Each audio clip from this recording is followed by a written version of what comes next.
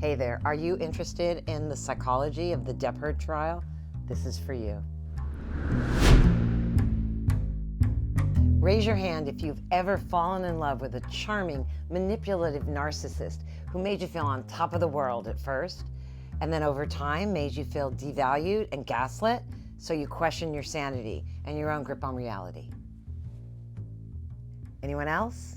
Let's face it, if you're a functioning adult, you've probably run into someone like this in your personal or professional life. And right now, this personality type is on full display in the Heard Defamation trial, which has been streaming live these past few weeks like some sort of celebrity-studded psychological thriller. I gotta tell you, this trial has it all.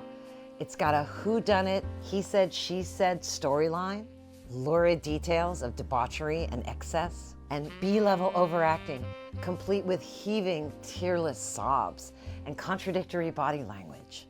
I'll admit it, I'm hooked, along with millions of others.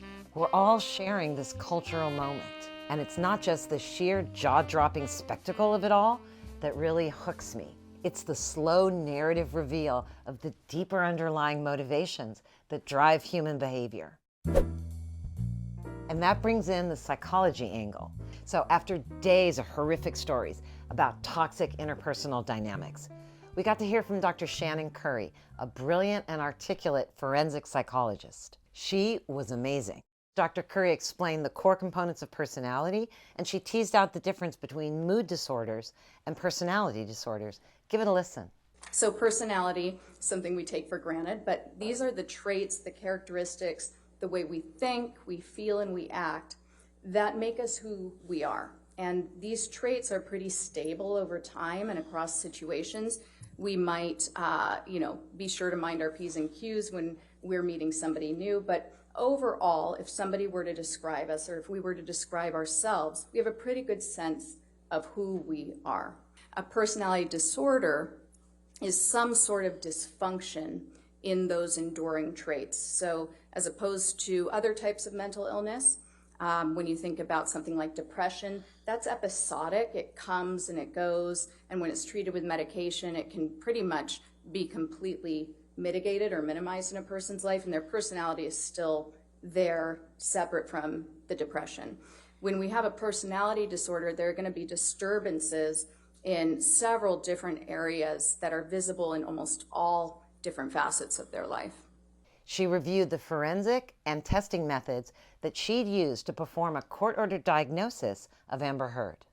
Finally, she revealed her diagnosis. The results of Ms. Heard's evaluation supported 2 diagnoses: borderline personality disorder and histrionic personality disorder. With borderline personality disorder, there's this underlying drive of avoiding abandonment.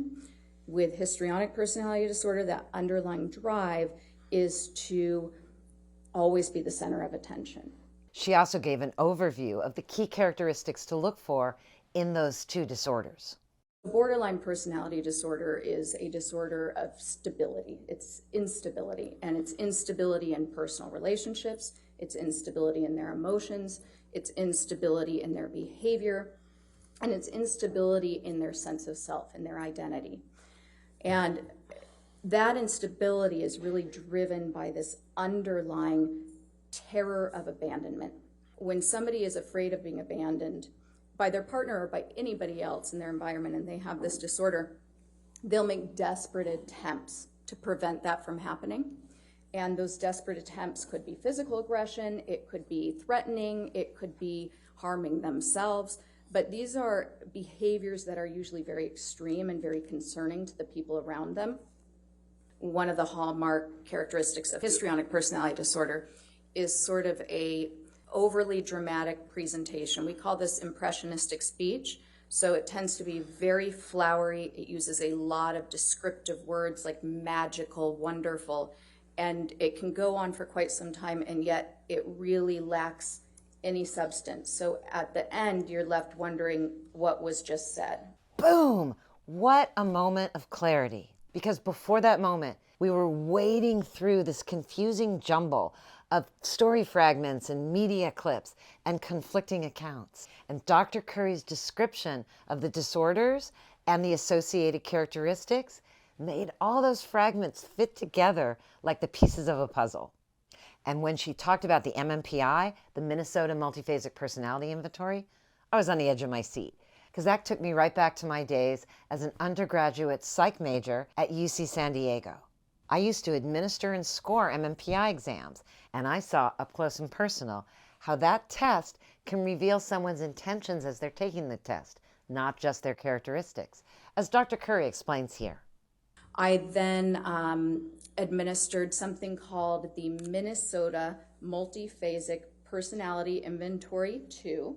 The 2 means that it's the second edition.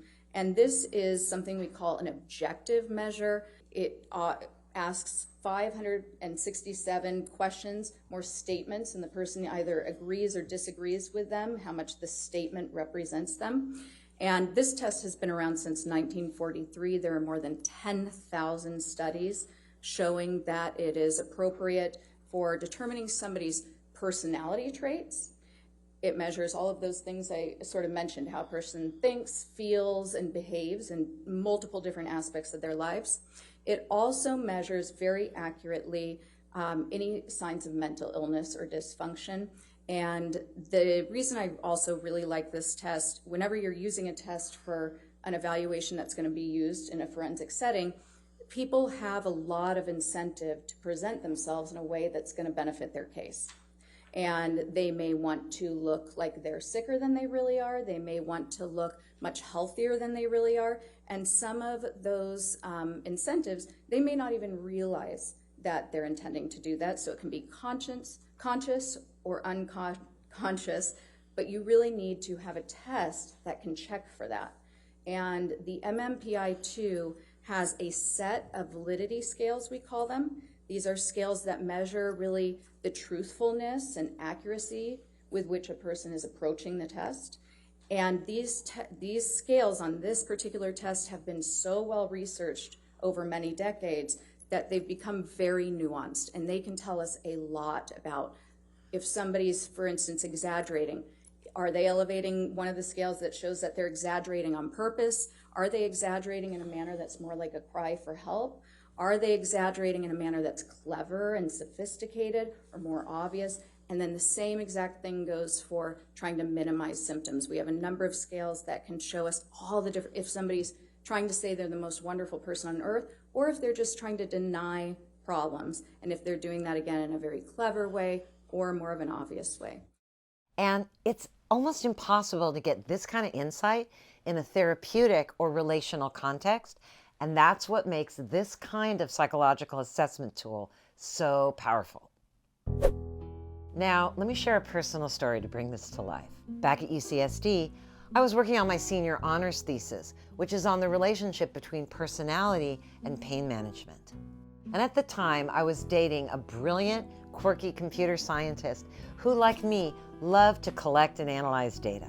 So one day we're hanging out and he says to me, "You know that MMPI test you've been telling me about?" I go, "Yeah." He says, "Want to give it to me?" Of course I said yes. Who can resist getting data-driven insights into a complex and fascinating person? Not me. So I got a copy of the test, administered it, and then sent it off for scoring. When the results came back, there was his personality. Charming, competitive, self-aggrandizing, right there in the data. But there was something else in the data, something I missed. Because you see, the MMPI has 3 scales that tell you how to interpret the rest of the scales with a set of well-documented patterns that you can reference. And the pattern that popped out of his data was labeled a cry for help. So at that moment, I felt kind of stupid and somewhat embarrassed because I'd missed it. I hadn't seen this part of his personality. But once I understood that dynamic, a lot of his confusing behavior made more sense to me, like the pieces of a puzzle clicking together. That experience taught me the power of understanding another person's core motivation and not just projecting your own lived experience on the world. In other words, what motivates me isn't necessarily what motivates you. Now, in reality, this is a really hard experience to wrap your head around because we all naturally assume that our own lived experience is the truth. For example, if you're motivated by external achievements and status, you probably assume everybody else is too. And if they say they're not, maybe they're lying or fooling themselves. But once you step outside of your own experience, you start to see these larger truths about human behavior. One of my favorite ways to do that is with the VALS model, which is a marketing technique that groups people into 3 main motivational paths: thinkers, achievers, and experiencers. Now, thinkers are motivated by strongly held beliefs and ideals. Achievers are motivated by status and accolades and external rewards. And experiencers are motivated by self-expression and the joy of creation. These 3 motivational paths give us a simplified way to understand and categorize different kinds of human behavior. And just like when Dr. Curry talked about fear of abandonment versus fear of not being the center of attention being a deep driver, understanding your own motivations, your deeper motivations, is one of the most powerful ways to see those deeper truths about human behavior and understand that your lived experience doesn't necessarily apply to other people. So remember, the next time that you hear someone say, you know, everybody's really driven by status, you're not hearing the truth. You're hearing a tell. So what about you? Which of those 3 VALS motivational paths do you most identify with? Tell me in the comments. I'd love to hear from you. It's great that you're here. Let's all get smarter together. I'll see you soon.